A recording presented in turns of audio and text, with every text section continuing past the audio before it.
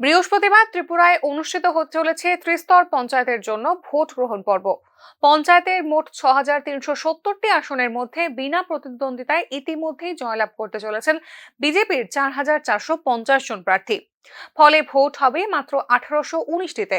BJP ১,১১৮টি আসনে, CPIM ১,২২২টি, Congress ৭৩১টি, ত্রিপুরামাথা ১৩৮টিতে, CPIML ৫টিতে এবং নির্দল প্রার্থীরা প্রতিদ্বন্দ্বিতা করবেন মোট ১২৭টি আসনে। পঞ্চায়েত সমিতির মোট ৪২৩ আসনের মধ্যে ২৩৫টি আসনে বিজেপি প্রার্থীরা জয়ী বলে ঘোষিত হবেন বিনা প্রতিদ্বন্দ্বিতায়। জেলা পরিষদের ১১৬টি আসনের মধ্যে বিনা প্রতিদ্বন্দ্বিতায় ২০টিতে জয়ী বলেও ঘোষিত হবেন বিজেপি প্রার্থীরা। এদিকে বাদবাকি মাত্র ৩০% আসনে নির্বাচন সুষ্ঠুভাবে সম্পন্ন করতে ৩০ কোম্পানি, কেন্দ্রীয় বাহিনী সহ প্রায় ১০,০০০ নিরাপত্তা কর্মী মোতায়েন করা হয়েছে রাজ্য জুড়ে।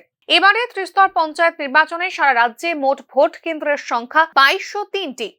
এর মধ্যে স্বাভাবিক ভোট কেন্দ্র ৯৫০টি, স্পর্শকাতর ভোট কেন্দ্র ১,১৪৬টি এবং অতি স্পর্শকাতর ভোট কেন্দ্র রয়েছে ১২৩টি।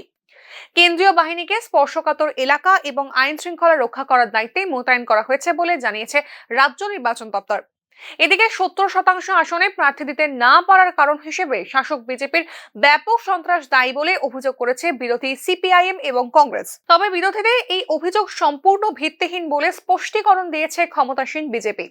পায়ের তলায় জমি না থাকার কারণেই বিরোধীরা ৭০% আসনে প্রার্থী দিতে পারেনি বলে দাবি করেছে শাসক বিজেপি। অপরদিকে ত্রিস্তর পঞ্চায়েত নির্বাচনের জন্য সরব প্রচারের শেষ দিন ছিল মঙ্গলবার।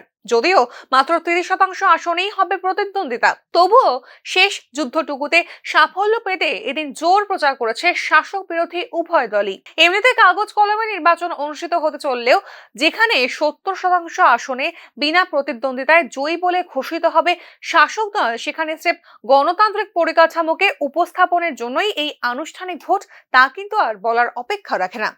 Bureau report, news now.